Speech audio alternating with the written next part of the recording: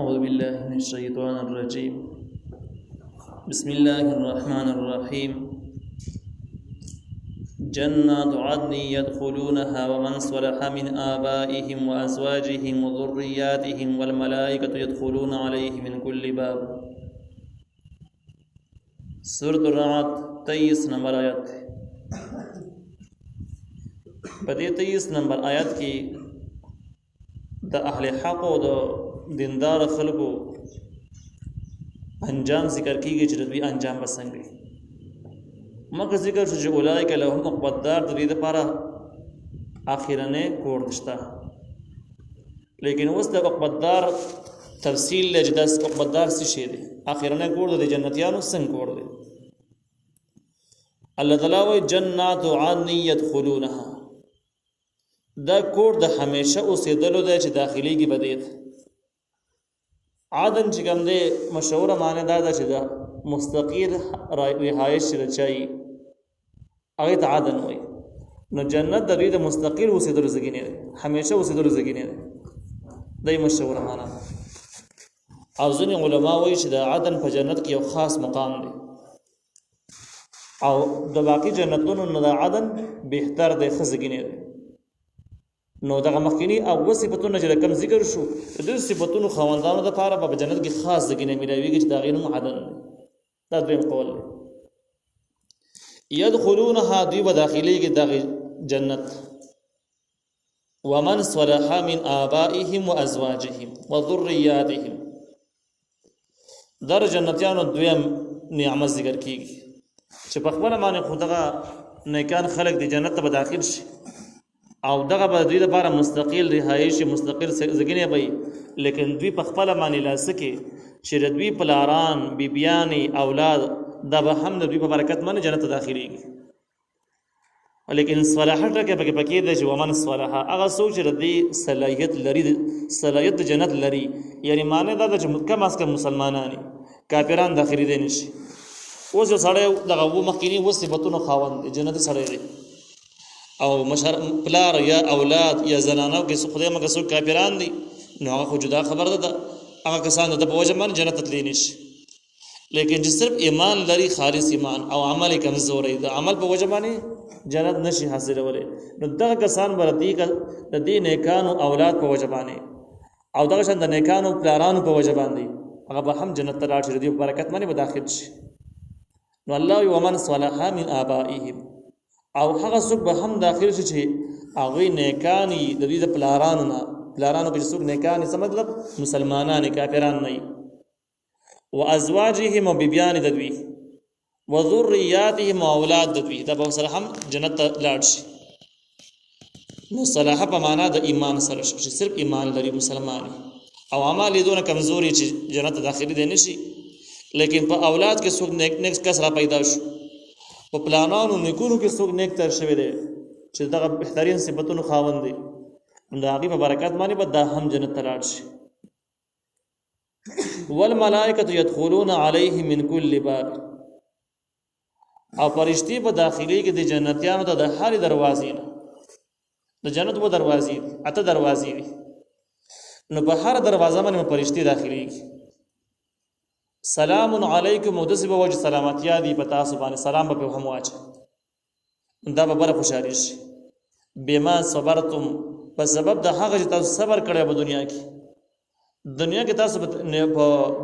نیکو باندې کلک شوي وي، په اسلام باندې کلک شوي وي، استقامت هم کړی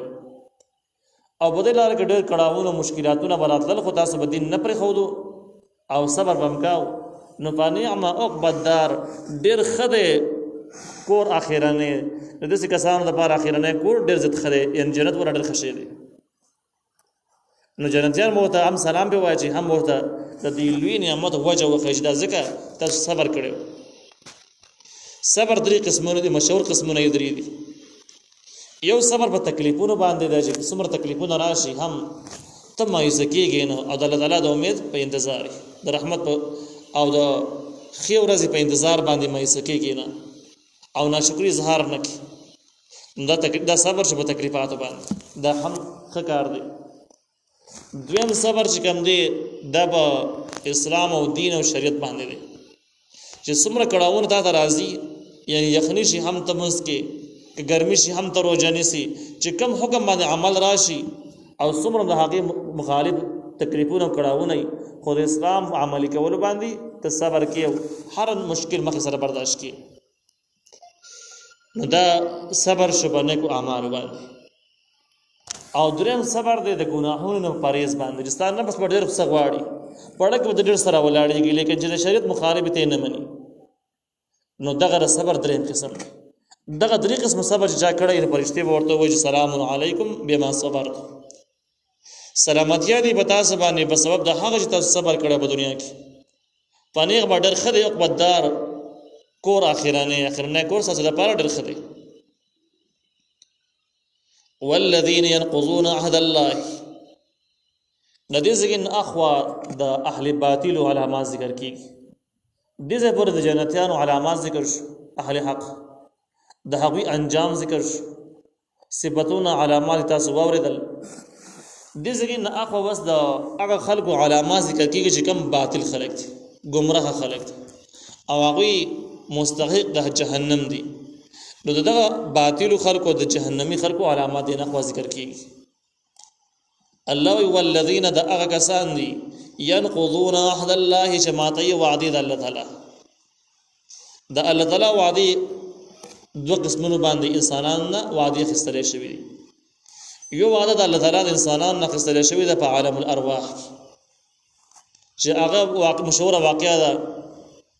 چې الله تعالی د ټول روحونه د آدم علیه السلام د شان د سرو میږو په شکل کې را بهر کړو او ردین الله تعالی اقرار واخیست چې الستو بربکم آیا زه ستاسو رب نه یم او دې ټولو انسانانو روحاني طور چې روحونه موجودو په هغه وخت کې دی ویل بلا ولې نه ته زموږ رب یې لیکن دنیا ته د راتلو نه بعد خلکو دغه وعده یې کړله او دغه مخالفت شروع کړه د الله تعالی وحدانیت او ربوبیت نه مني نو اول نمبر گمراه خلق هغه دي جهنمی خلق هغه دي چې د الله تعالی د ربوبیت قائل نه دي الله تعالی رب نه تسلیمي نو دا د الله تعالی وعده ماتول شي دویم د الله تعالی وعده ماتول چې کوم دي کلمه طیبه اظهار چې کوم دي د الله تعالی د احکام د عملي کولو اقرار دی د لا اله الا الله احد او تقاضا دا د جذبه د الله تعالی نه بغیر هیڅ څوک د بندګۍ لایق نه تسلیمو هیڅ قسم شرک به د الله تعالی سره نه او د محمد رسول الله احد تقاضا دا ده چې د محمد صلی الله علیه وسلم چې کوم پیغامات مونږ ته راوړي دي دا ټول به زه په دې باندې عمل کوم او د کوم سره چې مونږ منې کړي دا غینه به ځان ساتو نو دا عهد د الله تعالی شو او دا په کلمه طیبه کې د نه پټ پروت دی دا حد پروت دی نو کوم خلک د الله تعالی ربوبیت نه مانی دا هم احد ماتون کې خلک دي کوم چې د محمد رسول الله صلی الله علیه وسلم راوړل شریعت قائل نه دي د ټول یا د ځینی د هم احد ماتون کې خلک شو د کلمه طیبه کې کوم اقرار چې کړي هغه اقرار قائل نه دي نو د احد مات گمراه خلک شو تش په ویلو باندې بیا کار نه کیږي د صدم خو نه د بزان به پوکي بلکې د خپل تقاضا د خپل ارکان دي خپل نواقض دي د کلمې نو تفسیر معنی قرآن وایي چې د احد چې کوم انسانانو نه الله تعالی خستره د بدقه دوه طریقو باندې دي یو احد د میثاق چې هغه بلا الست بربکم کې ذکر شو او دویم چې کوم دین با کلمه طیبه کې دنه حد موجود دی چې هغه د دین تمام احکام موجود دي نو دغه احدونه بدی ماته یې د جهنمی خلقو علامات دي چې شریعت بابن بنای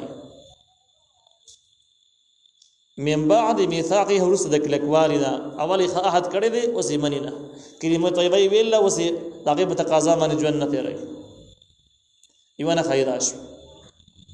ويقطعون ما امر الله به ان يوصل او دوی کټکای هغه څه چې الله حکم کړل باغې باندې د پیوس کولو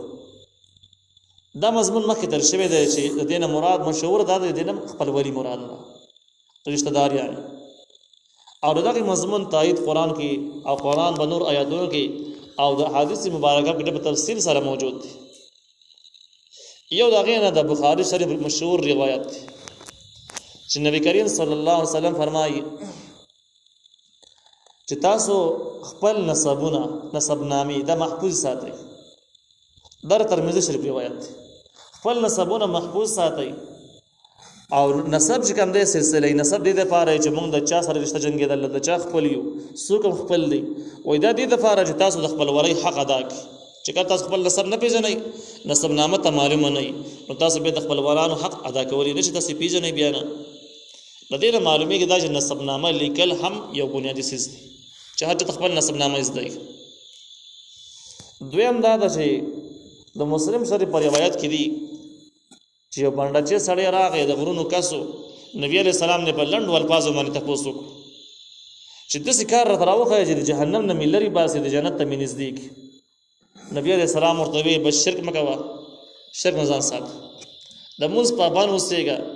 زکات ورکوه او د خپلولۍ خیال ساته د خپلولۍ حق خیال ساته نو بس دا کارونه چې د تا جنت ته نږدې کوي د جهنم نه دې لرې باسي د دې روایتونه معلومیږي دا چې د دې ويقطعون ما امر الله به ان يصل مراد همدغه خپل ولید مراد شي او تفسیر یې سره کې په روایت هم نقل کړی دی چې په عرش باندې لیکي چې انا رحم من وصلني وصله الله ومن قطعني قطعه الله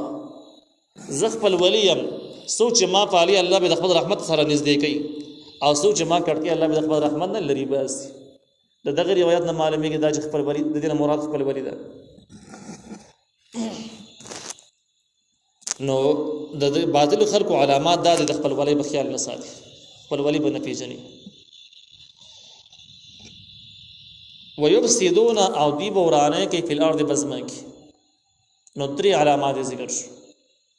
د وادي پابند خلق بنای وادي خیال به نه ساتي حالانکه وادي پابندي کول فرض عین دي که دا وعده الله تعالی سره نو هم ماتول حرام دي که د پیغمبر علیه السلام سره وعده شوی هم ماتول حرام دي او که د عام انسانانو سره وعده شوی که مسلمانانو او کافرانو هر څوک شي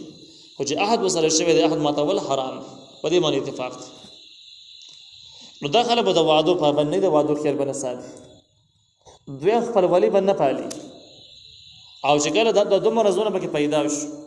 نو بیا به ويفسدون فی الارض دی بورانه کې وزمه کې اصل کې دا درې علامه چې دا ورانه وزمه کې جوړول در د مخکینه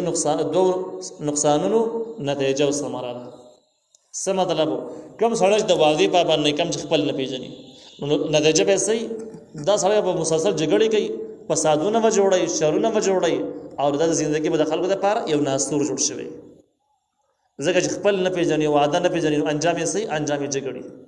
او مصیبتونه وراړولي نو دا ويفسدون فی الارض اصل کې دا تفسیر مال قرآن وای در د مخکینی مرزونو نتیجه ده دا مستقل مرز نه دی دا د مخکینی مرزونو نتیجه ده چې الله تعالی د وعده پابند نشو د خلکو د وعده پابند نه دی او دغه شان د خپلوالۍ خاطر پکې هم نشته دی نو د دې نه به زبردست مصیبت جوړ شي زبردست ناسور پته جوړ شي نو بیا به ورانی پر سره کی دا بغلاګانم کوي دا به حرامم کوي دا به واده خلافیم کوي او دغه ټول نه به جګړه جوړیږي دا به ظلمونم کوي انجام به جګړه شي نو بزمه کې به ورانه را پر سره شي فساد معنا مخکې من کړی د چې فساد څه ته ویل کی خپل معنی دا ورانه او ورانه څه ته ویل کیږي ورانه د انسان دنیاوی ژوند په خطر کې غورځول د هغه مالی نقصانات کول او دا شان د انسان دین خرابول د دین خلاف آسماني دین او شریعت خلاف کار کول چې خلک د دین محروم شي غافل شي گمراه شي په دې لار کې کار کول در فساد مصداق دی او د مفسد دی بیا د دنیاوی ورانی په نسبت باندې دینی دشمن غټ مفسد دی او دنیاوی دا هم مفسد دی چې داغینه لکته دی کمزوري دی اولئک دا کسان لهم اللعنت بدیمان اللعنت لعنت ستوي سوچ خپل ولی نه پالي او سوچ د وادو پابند نه نو دې سړی لعنت تفسیر بیزاوی وی لعنت چې دین التبعید عن الرحمت د رحمت نه لري وتلو د لعنت نو معنی دا شوله چې دغه کارونه چې بچا کې موجود دي د خپل ولی مخالف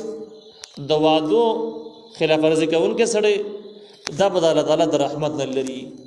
او د الله تعالی رحمت لري بدل انجام سي غضب ته نږدې کیدی انسان د ژوند نشي تر ولې